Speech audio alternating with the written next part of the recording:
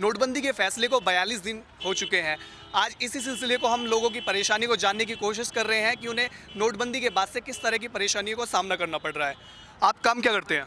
जी मेरा काम है कि मैं कुछ भी कर लेता हूँ सर। कुछ भी कर लेते हो। नोटबंदी के फैसले के बाद आपको किस तरह की परेशानी है? एक जॉब थी, पीजी कंपनी है, उसके अंदर से सिर्फ सैलरी मिलती है मेरे को 8,000। 12 घंटे जॉब करने के बाद में 8,000 रुपये बताओ हम क्या कर लेंगे। उसमें टेम्पो वाले को भी देना पड़ता है, ये रेंट भी है, किराया भी है, मतलब कि वो कमरे भाड़ा आज मेरे ऊपर 3 महीने का भाड़ा हो चुका है नहीं। आज ये है नौबत का मेरा, देखो बोरे बिस्तरा मुझे फेंक दे बाहर निकाल के कमरे वाले ने। भाई तू यहाँ से निकल, जब तू कमरे रेंट ही नहीं भर पा रहा तो क्यों रहेगा यहाँ पे। अब मोदी जी ने ये बिल्कुल गलत करा है। देखो हर चीज़ पे महंगाई कर दी है। चून भी 135 रुपये किलो करवा दिया है। तो बताओ गरीब इंसान पूरे दिन उसकी 100 रुपये की तो वो है इनकम है, वो 5 किलो अगर आटा खरीदेगा तो उसमें 35 रुपये कहाँ से लाएगा मांग के? भीख मांगेगा वो। हर चीज़ में महंगाई करवा रहे हैं मोदी जी। मेरा एक मानना है कि वो हर महंगाई को कम करने में, यानी जितने भी हमारे भाई लोग हैं बेरोजगार हैं उनको काम दिलाएं और मतलब कि सही काम करें। वो यानी कि नोटबंदी करवाना ये क्यों करवाया इन्होंने? इस बीच में गरीब आदमी पिसा है, मालदार नहीं पिसा। मैंने ऐसा हुआ, मेरे पास 3,000 रुपये थे, मैं गया बैंक में वो करने के चेंज करवाने के लिए। तो मैं सुबह 7 बजे गया था और मैं 3 बज गए। एक बड़ी सी गाड़ी आई, उसके अंदर नोट भर के उन्होंने भेज दिए। उसके गाड़ी के 5 मिनट जाने के बाद में वो कह लगे भाई कैश खत्म। जो गरीब इंसान लाइन में लग रहे हैं उनको पैसा नहीं मिला, जो एक बड़ी गाड़ी में आया उसको बैग भर के पैसा मिल गया। तो बताओ ये गलत है सही है?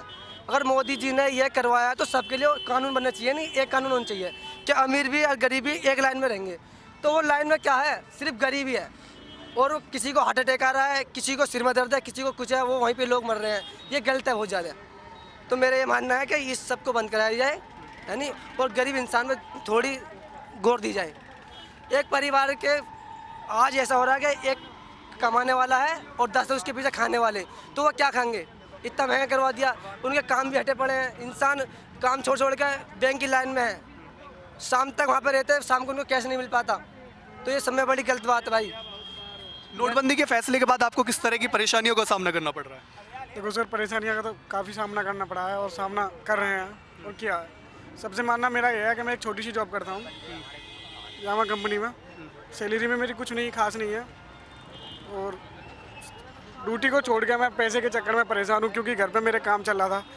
काफ़ी दिन से काम चल रहा है, काम रुका पड़ा है। जो भी माल आया था वो भी ख़राब हो चुका है। जैसे सीमेंट वगैरह आई थी वो भी ख़राब हो चुकी है। पापा सुबह सुबह जाते हैं डेली कैश निकालने के लिए, कैश निकलता नहीं है और डेली मना कर देते हैं कि कैश ख़त्म, कैश ख़त्म। काफ़ी दिन से परेशान है, कोई कैश नहीं निकल रहा। कभी कभी 15 दिन में 2,000 रुपये निकलते हैं तो वो पानी में लग जाते हैं, कभी खाद में लग जाते हैं, कुछ नहीं हो पाता। घर में एक आदमी बीमार हो जाता है तो 2,000 रुपये उसमें खर्च हो जाते हैं। हमारा पैसा हमको ही नहीं मिल रहा है, परेशान हम लोग हैं। सरकार ने अब आज से एक नया नियम और लागू कर दिया है कि आप 5,000 से ज़्यादा सिर्फ एक बार ही जमा कर पाएंगे। आपका ही पैसा आपको ना तो मिल पा रहा है, ना ही जमा कर पा रहे हैं।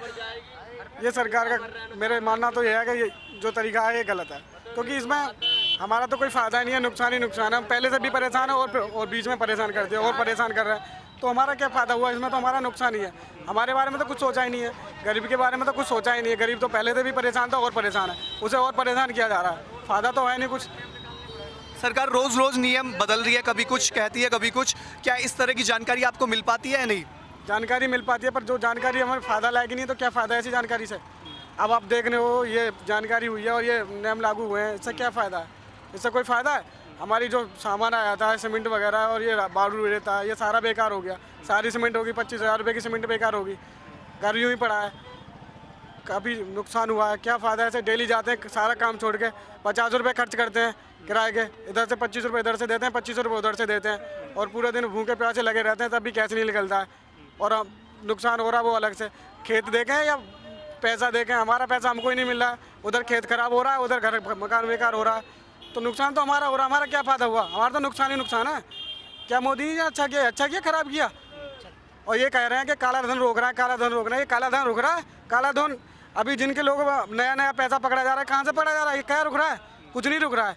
ये रुक रहा है कि गरीब आदमी मर रहा है, गरीब आदमी रुक रहा है, गरीब आदमी परेशान है। कोई किसी का कुछ नुकसान नहीं हुआ है, पर गरीब आदमी का नुकसान हुआ है। किसका क्या नुकसान हुआ है?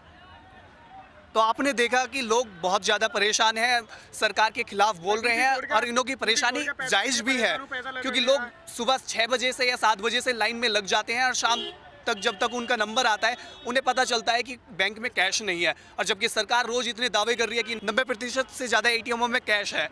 इस तरह की जो ज़मीनी स्तर पे ऐसा कुछ है नहीं। वहीं दूसरी तरफ लोगों को 2-2 हज़ार रुपये के लिए तरसना पड़ रहा है और बड़े बड़े धन कुबेरों के पास से करोड़ों रुपए जमा हो रहा है, और लोगों का गुस्सा जायज़ है और सरकार को और प्रधानमंत्री को इस बारे में सोचना चाहिए। कैमरा पर्सन गौतम के साथ मैं अंकित नागर, नेशनल दस्तक, नोएडा।